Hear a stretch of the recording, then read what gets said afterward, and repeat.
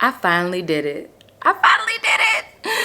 I didn't launch my YouTube, y'all, and I already got 3 subscribers, so get in where you fit in, okay? Because I'm about to blow up.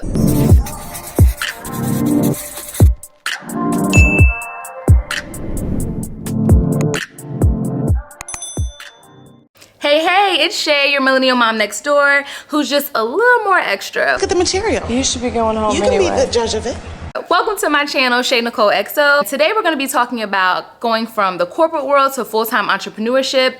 But first, I'm going to have to pat myself on the back, y'all, because I did it. I launched my first YouTube video.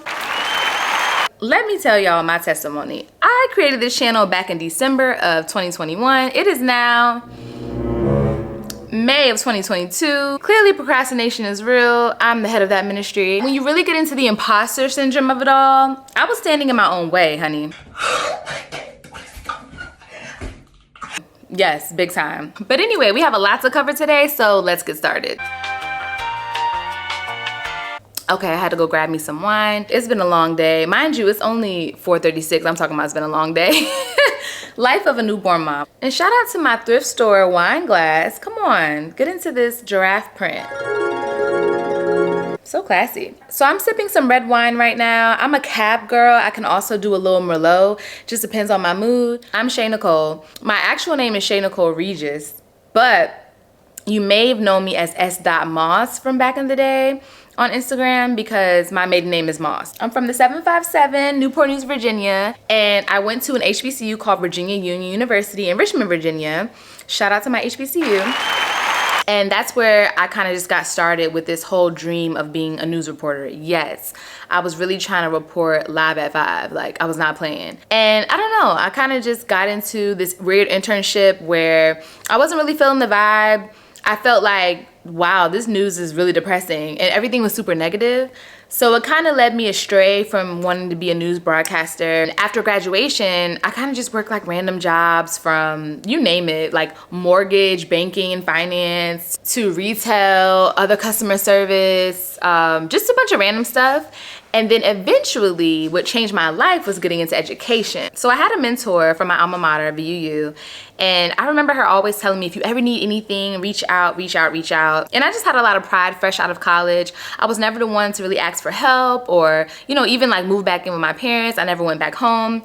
So it took me a while, but eventually I called her up and she was like, girl, I got a job for you. I know that's right. So I started working in undergraduate admissions as a recruiter for my alma mater. And that's really where my journey into like having a real career began. So this was back in, ooh, child, I'm getting old. I think 2014 or 15. I worked as a recruiter or admissions counselor, same thing. I really loved it. I loved connecting with students. It was my job to go into different high schools and also work different college fairs. And I just adored talking, communicating. I mean, I do have a whole bachelor's in mass communications. Remember, I wanted to be a news reporter. So there's that. And I really just felt connected to working with students. So after about 2 years there, I decided, you know what? I'm gonna go ahead and move to New York. Yes, I dropped everything. Literally, and just moved to New York. It wasn't too strange for me though, because my family is from New York. My mother is from Southside Jamaica, Queens. And I still have like a lot of family there to this day. So I was already familiar with New York because I used to spend all my summers there, all my holidays. It was really like my second home. And when I was younger, much younger, I used to say, one day I do want to live in the big city. But honestly, y'all, it wasn't what I thought it was gonna be. Moving to New York was, I don't like to say curse, because that's dramatic. But moving to New York was a blessing and a lesson. Since I don't want to say blessing and a curse, I'll say it was a blessing and a lesson. I was 26 at the time, maybe 20, 25, 26, it doesn't matter. I was in my mid-20s. And I started working in a charter school, a high school, as a college counselor. And although I love my students, I really loved the work I was doing. The hustle and bustle of New York damn near took me out, okay? Let's be very clear. I thought I was built for it. Turns out I'm not. Well, she tried. At least, you know, I was commuting, staying in Queens with family, going back and forth because the charter school I was working at was in Harlem. So if you've ever been to New York and you understand how the boroughs are, it's not just like a hop and skip jump where you can just get in your car and drive from borough to borough with no traffic and it's a beautiful day. Like, no, it's a lot. There's traffic, there could be snow, there could just be mean, rude people. Child, it was traumatizing to say the least. And even when I moved to Harlem and like leaving my car back in the suburbs of Queens, it was just a lot because now I'm not close enough where I can walk to work. I don't want to be on the bus because, I mean, it was the bus. It's harmful, dangerous, gross. The train was just stressing me out. Just the commute alone was a lot. Excuse me, I had to take a little sip because just thinking about it stresses me out. Now, I won't say that New York was all bad. Of course not. I spent like 3.5 years there. I made amazing memories from my coworkers who to this day, some of them are still my friends, meeting my amazing students, sending them off to really good schools from HBCUs to the Ivy Leagues. I had an incredible time when it came to fulfilling my purpose. I mean, I loved what I did. I was walking in my calling, but honestly, I was overwhelmed. Working these long hours, not really having time to myself, and then having only a certain number of days I could take off. It got to the point where I was like, listen, I'ma just go without pay. Like, I remember I was in Miami for my best friend's birthday, and I think I was supposed to only be gone for like 3 days, but I ended up calling out sick and then taking 2 extra days, and HR let me know, hey, you don't have any more sick days, you don't have any more vacation days, so your check gonna be short. Okay. I mean, they didn't say it like that, but you know, I'm paraphrasing, of course. And I didn't care. I was like, whatever, I'll take a no pay day. And at that point, that's when I knew I gotta get up out of here. Slowly but surely, I started to put in applications. So shout out to everyone who job hunts while they're on the job, because I am an advocate for that. At the end of the day, these companies, corporations, the school system, wherever you work, they're always gonna put their best interests first before their employees. And that just is what it is. It's the nature of business. So you need to put yourself first. Let me make sure I reiterate that. If you're unhappy, don't let these companies steal all your time. If you wanna do a little job search, update your resume on company time. If I want to, I will. If I want to, I will. They'll be all right. Now, I knew a couple of people that worked in tech, but back then it just wasn't really promoted like Black in tech and how it is now. So I kind of knew I wanted to do something in tech, but I just didn't know how to get my foot in the door. And I knew it was really important for us to have more diversity and representation in tech, because when I would take my students on certain college field trips or have like career panels, it was really rare that you would see people that look like us, you know, of the brown and Black community working in STEM, which is science, technology, engineering, and math, in case you never knew what STEM was. Wow. So long story short, that's how my road to getting into tech began. I basically started working in tech after education. It was the thought of seeing all my students who were interested in STEM, not seeing anyone that looked like them. So that was when the first light bulb went off. Like, I need to get out of the school system. I still wanna make an impact, but I also need to get into tech. And I have no clue how I'm gonna do it, but it's gonna get done. That was the mindset that I had. So moving right along, I ended up, you know, applying to jobs and doing interviews. And in the midst of all that, I fell in love. That's gonna be a story time for a whole different day. I met who is now my husband, and we were long distance. He was living in Texas. I was obviously living in New York. And we dated long distance for, I wanna say like 9 to 10 months. And then I dropped everything and secured a job still in education, but I felt like, you know what, working in education in Texas gotta be better than what I'm doing here in New York. Like, at least the weather is better. Especially after visiting Texas so many times, going back and forth because we were long distance dating. I knew that, okay, if I'm gonna stay in this career a little longer, I need to be somewhere nice with a palm tree or two. So in spring of 2019, I started working as a counselor here in Houston. I was going from working in the charter school world to working in like the regular traditional public school setting, and it was a lot. I mean, from day one, it was like little grown kids rolling up on me. I'm trying to take you to prom, what's up? Whoa there, buddy, I'm not a student. I have a faculty and staff shirt on. And they're like, what they gotta do with me? What's up? Awkward. Little boy, you better back up. Okay. But that's not really a huge issue for me, because I love the kids with a little spice to them, you know? I love the kids who don't have the most discipline, because they're usually the funniest. And I could have honestly dealt with all that, but the workload was insane. First of all, when I was working in the charter school, I had a caseload of maybe 100, 105 kids at most. And on a good year, I would have like 60, maybe 50. That is amazing, right? Child, in the public school system, it was given like 400 to 500 kids. It was insane. Maybe even 600, depending on, you know, what district I was supporting. Because at first I was like floating around, supporting, long story.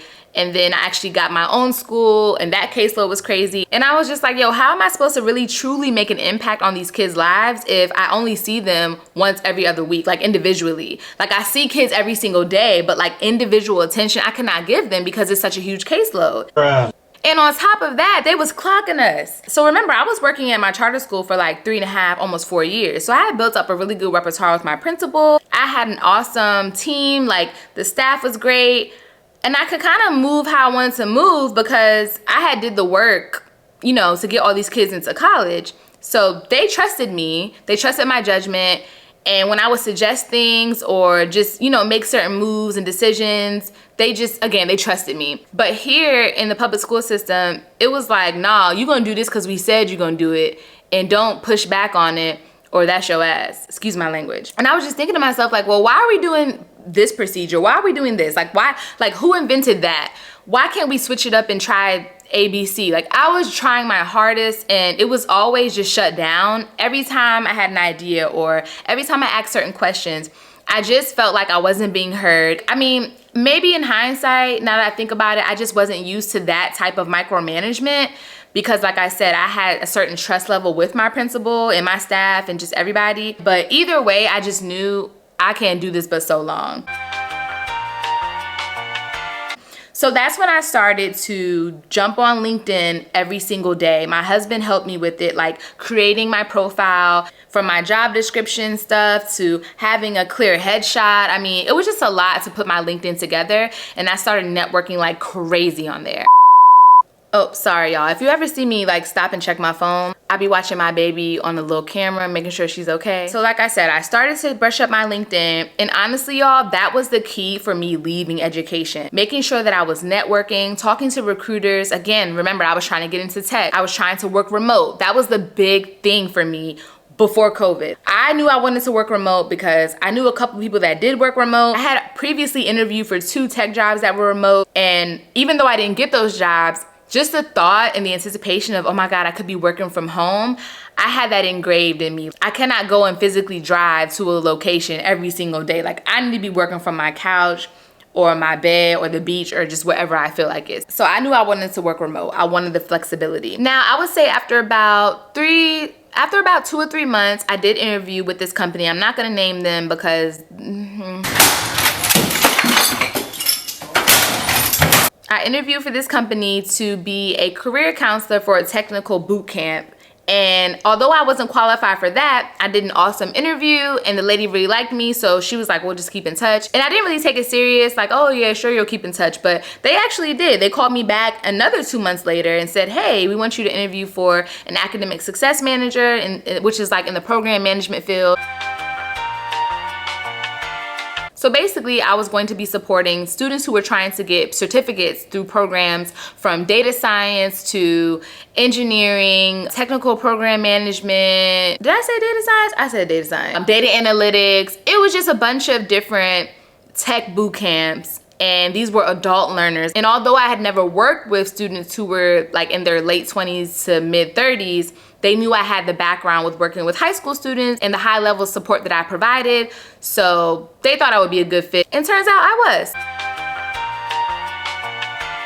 So after 6 months of working in the high school here in Houston, I left and got my first remote job working as a program manager in tech, and y'all, it was amazing. I was able to completely change my life from the flexibility that I had working remote, and I capitalized off of it because every moment that I had to create content, which we're gonna talk about today, I poured into it. I made sure that I poured into myself in any free time that I had, and that is so important if you wanna become a full-time entrepreneur. Now let's get into the foundation of my very first brand, Good Girls Thrift. Some of you may remember if you were around back then, others may be news to you, but Good Girls Thrift was not technically my first brand. It was my first thing to like blow up, but I actually started off with a blog called Good Girls Finish First. That was my original brand. So the brand Good Girls Finish First was pretty much a woman empowerment type of platform where I was solely speaking to women who were like kind of young, from that high school senior to freshman year on to senior year in college type community. And I started that actually when I was working as a counselor in New York. It was like a little club that I had for some of the young girls. The idea of the Good Girl Finish First brand was derived from the young girls really not having like everyday girl next door role models to look up to. Like every time I would talk to one of my students, they would always name like a popular vixen they looked up to, or I don't know, like just an IG model. And there's nothing wrong with that. But it was like, what about, you know, your average lawyer or business owner or doctor? Like, what about the black women who are working down the street that open their own nail salon or do hair or work in corporate? Like, what about the regular good girls? I felt like the notion and idea of a good girl had just completely evaporated. But I was on a mission to bring back the idea of the good girl, but not like the corny good girl next door, but the good girl who is still a baddie, who's getting to the money, doing well for herself. She's a role model for several different reasons. And you know, she's fly. She treats herself. She spoils herself. She likes to travel. I had this whole persona of what a good girl meant to me. And I was like, I'm gonna become this good girl. But I didn't have to work hard because I was already her. I just didn't know it. So that's how the Good Girls Finish First brand kind of began. And it was a play on words to be the opposite of that saying, good guys finish last. I wanted my young students back then and other girls that I was mentoring to know that you can be a good girl and like not be whack or like a loser and you'll still come out on top. Like you can still have fun and travel the world and turn up and just do whatever you want, but just still carry yourself with class and elegance and, you know, have some pride about yourself. Because child, a lot of the women that my students used to look up to, I felt like they didn't have no shame in their game. So when I think about the success of Good Girls Finish First, there was none. No, I'm just kidding. I don't want to say that there was no success, but what I realized was when I started that page, I didn't really think about how much time and commitment it would take to put into blogging, because that's what I was essentially doing. I was interviewing people. I was reaching out to a lot of Black female entrepreneurs, content creators, women who were successful in their careers, and just doing stories on them. It was a lot of heavy lift on me because I was doing so much writing, and also reaching out to them, trying to do these different features for my page and also my website, which was a blog, and waiting on them to get back to me with the interview questions. It was just a lot, and I felt myself getting burnt out quick. So eventually, I was like, dang, I need to spice this up a little bit. So I started like releasing merch. So I had different shirts and hats that said like Good Girls Finish First. And I had my slogan, nah, keep going, for like motivational purposes. I was also at the same time getting really heavy into my reseller bag. That's gonna be a whole different video because it really needs to be a series on coming up in the reseller world. But I was doing the blog, Good Girls Finish First, and I was also on Poshmark selling my clothes, like literally from my closet. And it was a good hustle. You know, I was making some good money over there, but honestly, I found myself getting more excited about posting clothes on Poshmark, going online shopping and going to the mall and buying things in different sizes and just posting it, seeing if it would sell. Of course, I was buying it at a discount price, selling it for more. So I had a good side hustle going on. It wasn't just clothes from my closet. I was always really passionate about thrifting because I started doing that in high school with my mom, and then I used to do it with my best friend in college, but I kind of took a break from it because I was clearly overworked when I was in New York. So when I moved to Texas, I had a lot more time on my hands, and it really became like my favorite hobby all over again. So that's when I realized I'm really pouring way more time and commitment and passion into Poshmark and not enough into my blog. It got to the point where I wasn't posting for weeks to months at a time. My husband was like, hey, you still got a blog? What happened to your blog? Like, it was mad suspect. So eventually I was like, you know what? Bump this. I'm gonna quit. Yes, I quit the blog. I didn't delete the page though, which is super important. I did not delete the page, but I ended up just changing it. I said, you know what? I really like the Good Girl brand that I've created. I think it's catchy and it's really symbolic and it means a lot to me. So I'm gonna transition it over to Good Girls Thrift because I'm a thrifter. I love reselling. And more importantly, I was really tired of Poshmark taking all these fees. Like, I started getting into selling secondhand luxury and, you know, high price items, and they were taxing. It was ridiculous. Aside from the sales tax I had to deal with, Poshmark was taking like a high cut. And honestly, I just wanted to cut out the middleman. So I went full speed ahead and started Good Girls Thrift in April of 2020. What I thought would be just a simple hobby, you know, something to post showing like tutorials of how I upcycle clothes and different style hacks and how I basically make something that is raggedy at the thrift store look really nice and classy for a brunch or going out on date night. I thought that was just gonna be something I share for fun. But y'all, it really blew up. Like, it was completely unexpected. And I went from zero, well, not technically zero because I had like maybe 200-300 followers from my blog page. So I went from 200-300 people there for my blog to 100,000 people there for thrifting, upcycling, and just all things sustainable style in only 11 months and a couple of weeks. And I have to remember to say that to myself, like, girl, you did it. In less than a year, you blew your platform up, because I really still to this day struggle with imposter syndrome, which is another video for a different day. But sometimes you just have to sit down and think about your accomplishments. So the success of Good Girls Thrift blowing up told me that, hey, you don't need to be working for nobody else. You need to be working for yourself. Because if you can manage to do all of this in such a short amount of time, just think what you could do if you didn't have a 9-to-5 holding you back. Because remember, me creating content, posting every day, doing collaborations, and all the other things I was doing to really push my brand out there, I still had a job. I was still answering to somebody. I was still not technically clocking in physically because I was working from home, but it was still a lot on my plate. So I started to think in the back of my mind, okay, I know I have a goal of wanting to work for myself. How am I gonna get there? And this is how I did it. First and foremost, I started thinking about how much money I was making from my brand on a month-to-month basis versus how much I was making from my actual job. And honestly, there was really not enough structure with my brand. That was my first problem, what was holding me back from doing this full time. I think that having a paycheck coming in consistently from my full-time job was really like a crutch, because ultimately, if I didn't feel like, you know, going thrifting and reselling items, going live, or whatever I was doing to make money, if I didn't feel like doing that, I was cool because I had a paycheck still coming in. So the first thing, and my first advice to you out there, if you're thinking about going full-time with your brand, is to treat your side hustle or your hobby, your brand, your business like an actual full-time job, even before it becomes a full-time job, because that was my mistake. I was just doing it when I felt like it, and yes, I was consistent, but I wasn't consistent enough with making the coin. And that, my friends, is gonna be extremely important when it's time for you to quit.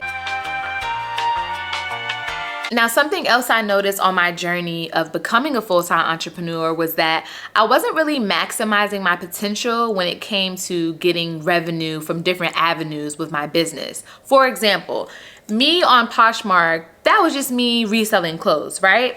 That's all I could really do over there using that app. However, now that I'm on my own platform, I have my Instagram going, I have my TikTok, I have my own website, I could do whatever I want. So I started really getting into different avenues of income. I created an ebook. I was hosting mentorship sessions. I was offering one-on-ones for style consultations. I was doing style boxes where I would style you with clothes or accessories, even shoes, and ship it off to you. What else was I doing?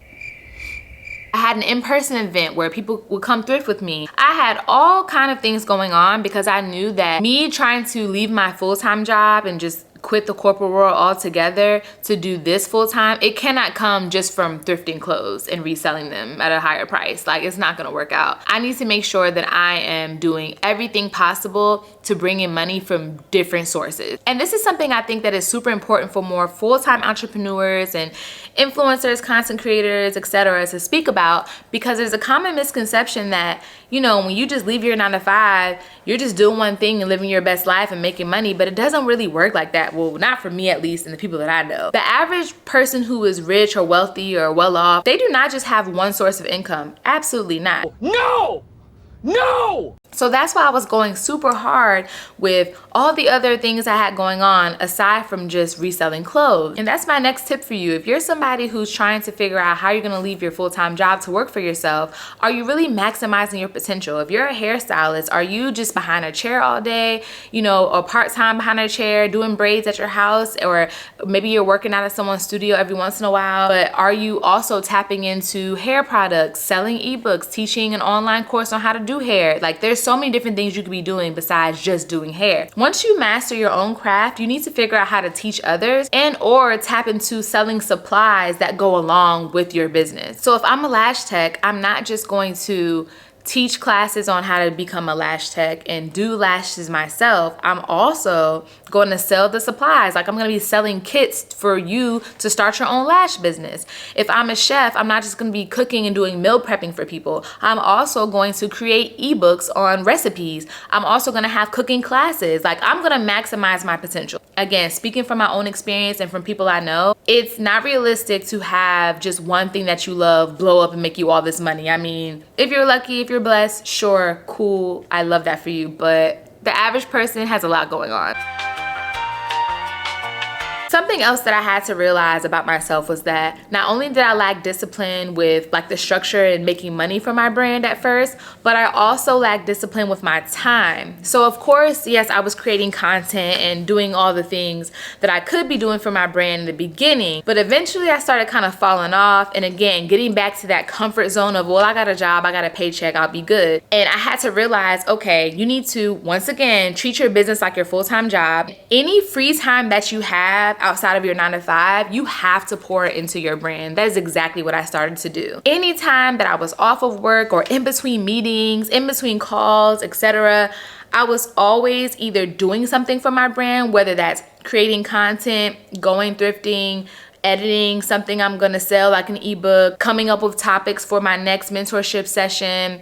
I was making sure I stayed busy for myself. And that's something that I feel a lot of people lack. They do not pour into their brand 24/7. Essentially, if you decide to become a full-time entrepreneur and leave your job, that's what it's gonna be. Hello. People think it's glamorous to leave your 9-to-5, which is, you know, it's cool, it's fun, but then you end up working for yourself like from 9 to 9. It's like all day thing. But I have no complaints. I wouldn't trade this lifestyle for nothing. So another thing that I realized about my journey of trying to become a full-time entrepreneur, aside from the need for me to make sure I'm maximizing my potential to bring in as much money from different sources from Good Girls Thrift, I also needed to be monetizing my personal brand, which is just me, like my personal page. So I started getting into influencing, and I hate that word, like, oh, you're an influencer, I can't stand it, but technically that's the term. But for me, it was more so of like just really tapping into my community and monetizing off of the fact that people trust my word. But I definitely didn't want to take advantage of the influence that I had, because I think that's super trash and I hate when people do that. I wanted to start working with brands that I actually used, and I wanted to get paid for what I was gonna do anyway. So for me, I was always the oversharer. Like, if you say, oh my God, I love your curls, girl, your hair looks good, I'm gonna tell you the product that I use, the price that I paid, where you could find it, and then an alternate place in case they're sold out, you can go and order it here. Like, I've always been the type to just share. I've never been a gatekeeper of beauty and style secrets. The girls that do that are weird. It just doesn't make sense to me. So one day I was just thinking about all the times on my story where I would post my different outfits or maybe different routines that I had and products that I use, and people would always, you know, ask me for recommendations or where'd you get this and that from?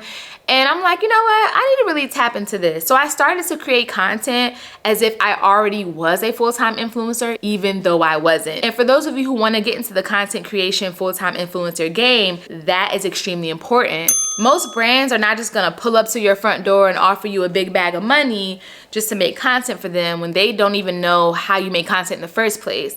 So I started looking at the different brands that I really wanted to work with based on the brands that I actually use. And I started to go through hashtags and see, okay, how do their partners, like their influencers that partner with them and collab with them, those people who are getting paid to do it already, how are they creating content? What does their page look like? What is their aesthetic? What type of, you know, product reviews do they do? Is it seem scripted? Does it seem more natural? You know, are they making their page like a full-on commercial? Are they doing like a balance? I just really started engulfing myself in the influencer world. Again, I hate that word, but it is what it is. And that's honestly how I got my start into getting my foot in the door of becoming a full-time content creator slash influencer for my personal brand. Because remember, this is two different sides of the business. I have Good Girl Thrift, which is all about reselling and style hacks and mentorship. And over here, I have my personal page, which is my brand titled Shay Nicole XO, that I went through name changes a bunch of times for because I was trying to figure myself out. And that's totally okay as well. For those of you who are trying to figure out exactly how you're gonna market yourself, what is your name gonna be, I went through a bunch of different names. I changed my name like 3 or 4 times, and that's totally okay. Keep changing until you get it right. Oh Lord, sorry, my baby's up, okay. I gotta feed her soon, but I'm gonna wrap this up. I'm super long-winded and I can't really cram everything that I did, like all of my ups and downs and trials and errors. I can't do all that in one video, so just know this is like a prelude of more to come. I'll probably have to do like a whole series on this. A pivotal moment came after I was continuing support into both brands, my personal page and Good Girls Thrift. I ended up getting laid off from my full-time job. Yes, I did. In the midst of me already thinking about my exit strategy, but continuing to tell myself like I'm not ready, I need a little more time, God said enough is enough, sis, you've got to go, and he booted me on out that door. Wow. The whole layoff situation, I'm gonna have to break that down in another video. Lord, it's just so much to tell y'all. Luckily I have a channel now, so I can just like make videos about everything.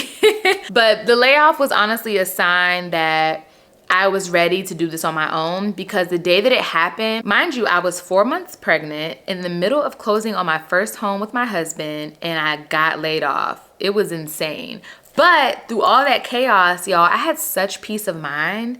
And that's when I really realized like, this is it. Like, this is it for me. There's no turning back now. So it was honestly a huge blessing in disguise. Now, I will say, when that layoff happened, I didn't just like wholeheartedly commit to being a full-time content creator entrepreneur. I was still job hunting, child. I had phone screenings and interviews back to back. I even had 2 job offers on the table, but I just kept going back and forth like, okay, Lord, I feel like you're telling me to do this, but I also just feel like I need the security of having a full-time job. We just got this house and I gotta pay my mortgage. I don't wanna be a burden on my husband. It was just so many thoughts going through my mind. On top of the fact that I was pregnant, how am I gonna get paid maternity leave if I ain't got no job? I was probably stressing God out with my prayers. He was definitely sick of me. But eventually, after going back and forth a billion times, I just had to sit down and ask myself, okay, if you go back to work, which I could have, again, I had plenty of job offers. A year from now, are you gonna regret it? A year from now, where could you have been if you would have just trusted God and put all your faith and time and energy into your own 2 brands? I had to think like, are you gonna live with that regret, or are you just gonna try and see if it works? Like, I have 2 whole degrees. So I figured, you know what? I'm just gonna try it out, and if I fail, I have a lot of work experience and education to fall back on. I'm not just anybody out here. I'm qualified to do a lot of things. So I ended up going for it, and I can say it was the best decision I ever made in my life. Well, not the best, but one of the best, because I've made some pretty good decisions. And right now, y'all, I'm just in such a space of gratitude because I know now so many things I didn't know back then.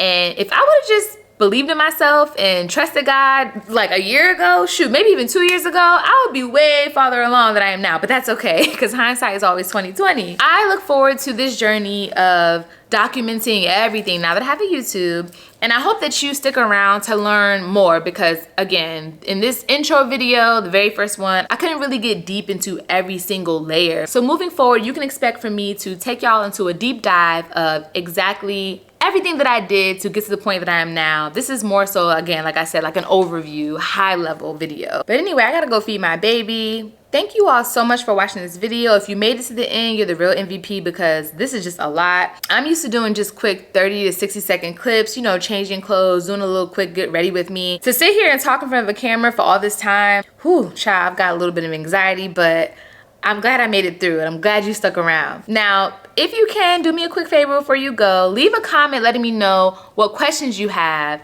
anything you want to see in particular. This channel is going to be all the things: lifestyle, marriage, motherhood, DIY, style, saving money, because you know we got to stay bougie on a budget. So I really appreciate you all for watching. Thank you so much for tuning in. And remember, you could be anything in this world you want, but just don't be a hater. Bye!